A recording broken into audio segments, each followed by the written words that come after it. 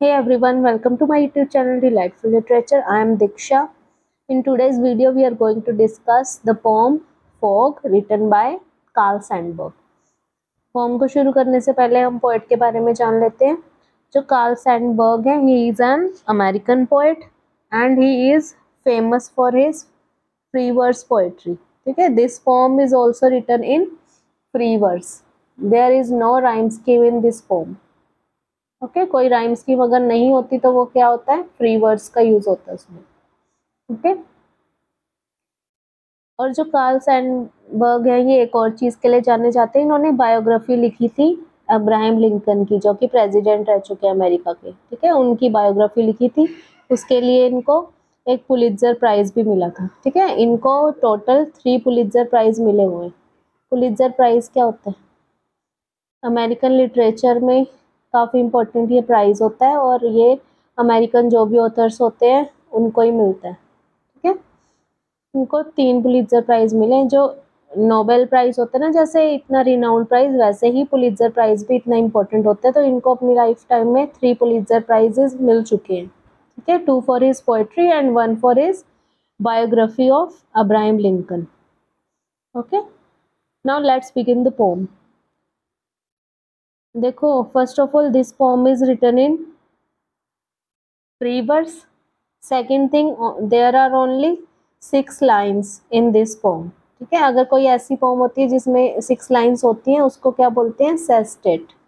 ठीक है, this poem is called sestet. Now the fog comes on little cat feet. It sits looking over harbor and city on silent haunches and then moves on.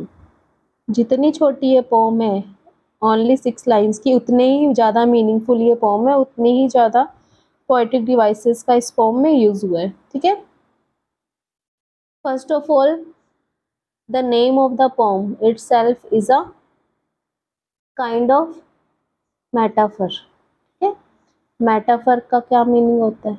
Metaphor का meaning होता है दो totally opposite चीज़ों को अगर compare कर दे poet, तो वो कौन सी पोएट्री डिवाइस हो जाती है?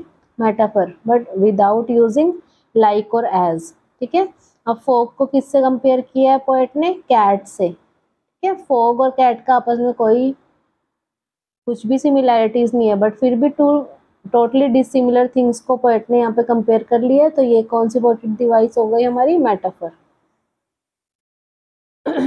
वैसे ही एक और पोएटिक डिवाइस का यूज है इस पोम में, उसका नाम है एनालॉजी. ठीक है, second poetic device is analogy.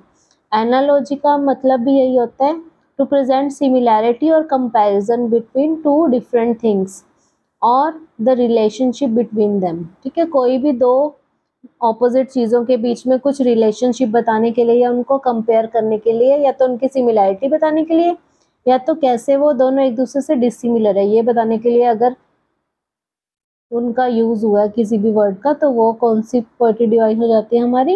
Analogy. ठीक है, उसके अलावा देखो, it sits looking over harbour and city. जो कैट है उसकी बात हो रही है, जैसे कि कैट बैठती है. ठीक है, वैसे ही कौन बैठा है? फोग.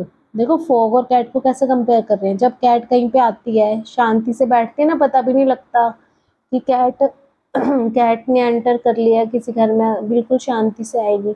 वैसे ही जो फोग है, जैसे रेन हो गया या स्टॉर्म हो गया, तो इन सब की तो फिर भी आवाज़ आ जाती है, थोड़ा बहुत पता लग जाता है कि हाँ रेन आ गई है या स्टॉर्म आ गया है. But on the other hand, अगर हम फॉग की बात करें, जो धुंध होती है, उसका हमें पता नहीं लगता. अचानक से देखते हैं फॉग आ चुकी होती है ना, विंटर्स के टाइम पे ये ज़्यादातर होता है.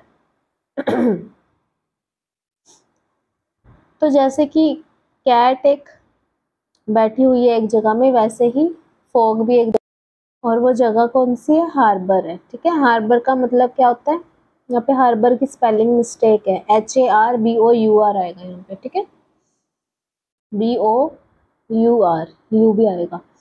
तो हार्बर का मतलब वो होता है वो जगहें, जैसे कोई सी कोस्ट है, कोस्ट मतलब सी का किनारा है, ठीक है, ये सारा सी है और इसके किनारे में एक जगह बनाई हुई है जहाँ पे बोट्स को, एक तो जब इधर से उधर सी के इधर जाना है उससे पहले यहाँ पे बांध के रखी जाएंगी बोट्स। दूसरा, अगर कोई स्टॉर्म वगैरह आ रहा है तो फटाफट बोट्स यहाँ से सी से ले जाकर इस हार्बर में खड़ा कर दी जाएंगी उनकी सेफ्टी के लिए, ठीक है।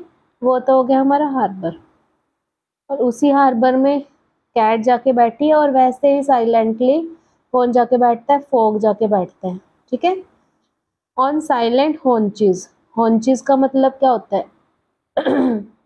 जो कैट होती है ना उसके जो बैक लेग्स होते हैं, पीछे वाली जो टांगे होती हैं उनको बोलते हैं हॉन्चेस, ठीक है, बैक लेग्स ऑफ कैट, ठीक है। जिस तरह शांति से कैट बैठती है वैसे ही शांति से फॉग आ जाता है। एंड देन मूव्स ऑन, एक जगह में बैठेगी और कैट भी चली जाती है और वैसे ही क्या चला जाता है, फॉग भी चला जाता है। हमें पता भी नहीं लगता कि कब धुंध आई और कब धुंध चली गई, ठीक है। अब देखो हमने क्या क्या डिस्कस किया, एक तो ये फ्री वर्ड्स है, सेकंड इज मेटाफर का यूज हुआ है ना, थर्ड थी हमारी poetry device analogy. Now fourth poetry device is personification. Personification मतलब ह्यूमन बींग्स की कोई क्वालिटी किसको दे देना, नॉन ह्यूमन बींग को दे देना। अब फॉग क्या है, नॉन ह्यूमन है ना, उसको हमने क्या बोलते हैं, कम्स, आ गया वो, तो ये क्या हो गया, पर्सोनिफिकेशन, ठीक है।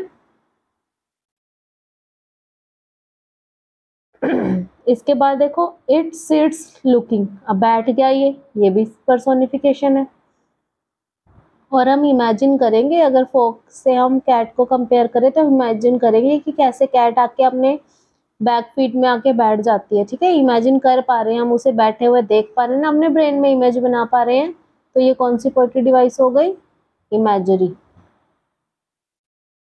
ठीक है। उसके अलावा यहाँ देखो फर्स्ट लाइन शुरू हो रही है, उसके लास्ट में कोई पंक्चुएशन मार्क्स नहीं है, फुल स्टॉप या कोमा कुछ नहीं है, सेकंड में आ रहा है, फिर थर्ड फोर्थ फिफ्थ में यहाँ पे कोई पंक्चुएशन मार्क्स नहीं है। इस तरह से कुछ होता है तो उसको क्या बोलते हैं, एंजैम्बमेंट।